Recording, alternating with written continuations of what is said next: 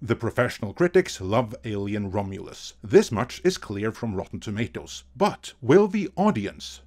Because one does not follow from the other. Case in point, the critics loved Star Wars The Acolyte, while the audience notoriously hated it. So is this going to be another example of that? Or is this a movie where the critics and the audience will agree?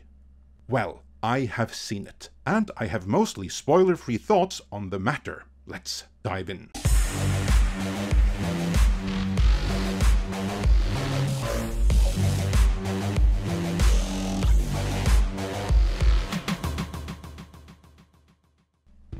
Since this is still very early days, and not many have had time to see the movie, I won't be providing any detailed review here, but I will be providing my overall impression. Before I do that though, I need to establish my thoughts on the Alien franchise, as that directly influences my thoughts on this movie, and you need to be aware of that, in order to assess how my experience is likely to compare with yours. So, I love the first Alien movie directed by Ridley Scott. It is my favorite in the Alien franchise, and what I like the best about it is the tone and the influence from 2001: A Space Odyssey, and the theatrical cut is my preferred cut. James Cameron's Aliens is another masterpiece, and the director's cut is my preferred cut. Just stay the hell away from the 4K version, which Cameron ruined with shoddy AI, grain removal, and a worthless new color timing. Alien 3 ain't that bad, especially not the assembly cut. And Alien Resurrection also has its moments, but we've nuked the fridge at this point and started moving into transhuman territory. Sadly, this is where Ridley Scott's Prometheus begins, and that is a movie I strongly dislike.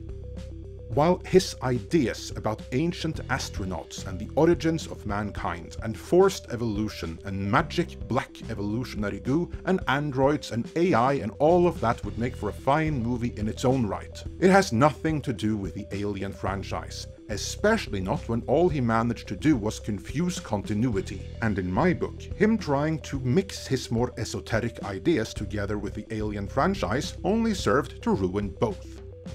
Luckily, the even worse sequel, Alien Covenant, was a giant flop, which ended Ridley Scott's subversion of the franchise with his obsession with AI and transhumanism and black evolutionary goo. I was quite happy about that personally, as I never want to see the face of the engineers ever again, and I'm happy to memory hole both of those movies.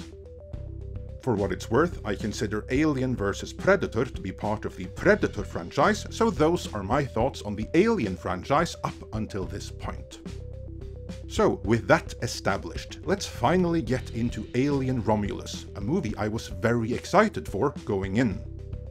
I knew that it took place in between the first two movies, which is where Neil Blomkamp wanted to set his proposed Alien movie, that sadly had to give way for Ridley Scott's folly, so I was hoping that some of his ideas would be recycled here. But now I know the answer, because I've seen the movie. So what did I think about it? Well,